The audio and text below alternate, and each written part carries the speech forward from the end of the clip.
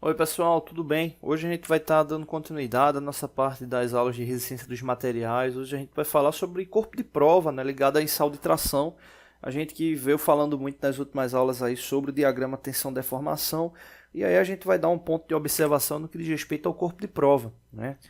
No caso, o corpo de prova é justamente o elemento que vai estar sujeito, né, ao ensaio de tração, e esse corpo de prova ele traz características justamente do material que vai ser analisado, né? Ou seja, material analisado, entenda-se o material que vai estar sofrendo esforço quando utilizado na prática, né? Ou seja, quando sendo utilizado de fato em sua característica de projeto, né? Então, o corpo de prova ele é justamente oriundo dessas características do material. O corpo de prova ele toma como base normas específicas para que o mesmo venha a ser fabricado e venha a ter seus dados de fato considerados como corretos, né? Ou seja, coerentes, seguindo as normas indicadas, né? Então, o corpo de prova ele tem essa característica, né, que é justamente para se manter a mesma condição do ensaio, ou seja, ter a repetibilidade dos processos, garantindo a qualidade do ensaio a ser realizado, né? Então, o corpo de prova ele tem algumas características, né, o qual leva em consideração a fixação da máquina de tração, né, onde ele vai passar pelo seu ensaio específico, né, a condição no que diz respeito ao seu limite, a condição no que diz respeito à sua condição inicial, né? Então, nas próximas aulas de resistência, a gente vai estar falando sobre alguns cálculos que envolvem no que diz respeito ao corpo de prova, né? Comprimento inicial, comprimento final dele, né? Características de marcações, né? Então, essas características são importantes para justamente validar a condição final do ensaio, né? Ou seja, garantir que no ensaio de tração as características do gráfico, né? O qual venha a ocorrer a análise de tensão-deformação, elas venham de fato a ser efetivas, né?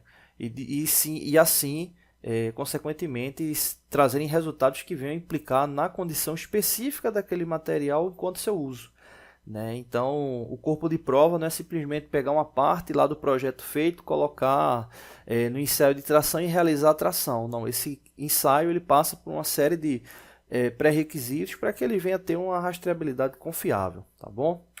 Não deixe de se inscrever no canal, toda semana tem vídeos novos. Valeu! Oi pessoal, tudo bem? Hoje a gente vai estar dando continuidade às nossas aulas na parte de gerenciamento e manutenção, né, especificamente da parte de conceitos. Né? Hoje a gente vai estar falando sobre conceito de falha, né? A gente já falou sobre conceito de montagem, conceito de confiabilidade, enfim, a sequência está lá na playlist de gerenciamento e manutenção. Então, falando sobre o conceito de falha, a gente tem como falha qualquer entrave no processo que venha prejudicar o funcionamento de um sistema ou circuito, né, o qual ele permanece até que se tenha uma determinada providência, né, ou ação específica sobre aquela condição. Né? Exemplo, um mau funcionamento de um elemento, né, você pode estar lá operando determinado sistema e aquele sistema ali apresentou falha em determinado ponto, né, ou melhor, apresentou mau funcionamento em determinado ponto, o mostrador que por algum momento não estava apresentando um indicador específico, mas sem a sua intervenção ele veio a funcionar. Né? Então ele teve aquele mau funcionamento ali no processo, mas não caracterizou um entrave, né, na execução. Na falha, esse entrave ele já ocorre, ou seja, tem que ter essa condição. Agora, um mau funcionamento ele pode vir a causar uma falha, então já é passível de uma análise da manutenção ou do ciclo, né? O qual ele vem a estar executando. Né? Então a falha a gente tem como base, né, qualquer entrave que venha a ocorrer no sistema ou circuito, que permanece até que sejam tomadas as medidas, né,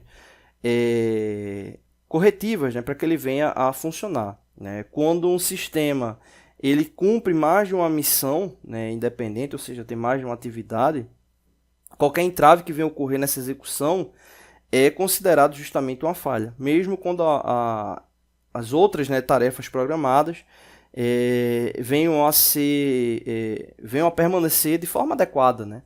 Então você tem vários sistemas e aí tem uma falha em um sistema, essa falha, ela teoricamente ela está envolvida em todo o processo, tá bom?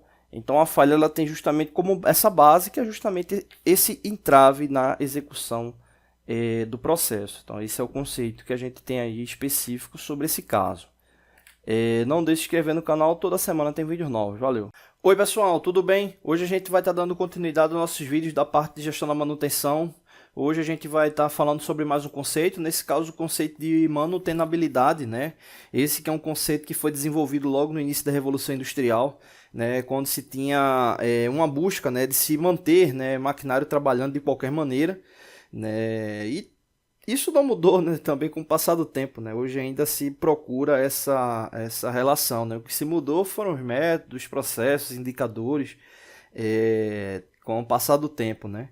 E aí, no caso, a manutenção em si, né, ela passou a ser gerida por meio de indicadores, né? Então, esses indicadores, eles acabaram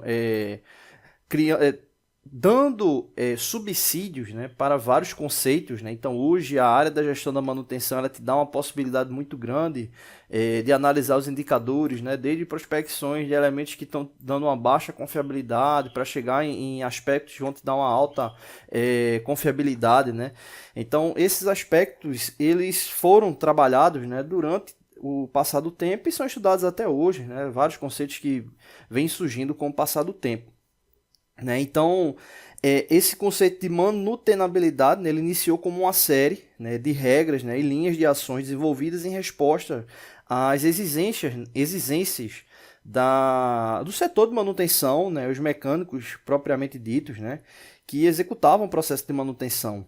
Né? E aí, justamente, com o passar do tempo, essa criticidade ela foi aumentando e os conceitos eles foram sendo aplicados, né, a literaturas, né, ou seja, de fato sendo criado algo escrito que venha determinar um segmento com base em dados já estudados. Né? Então, para se ter, né, um processo confiável, né, na manutenção, a manutenabilidade, né, esse conceito ele foi sendo cada vez mais inserido no processo fabril. Né? Então, se a gente for levar em consideração uma definição, a gente pode entender que a manutenabilidade é o constituinte de um produto projetado, né, um mecanismo, né, e que garante a habilidade do produto de executar, né, de forma plena as funções, né, para o qual foi destinado. Né? E aí, no caso, entra justamente o conceito, ou seja, sustentar durante a vida útil o mínimo de custo e trabalho.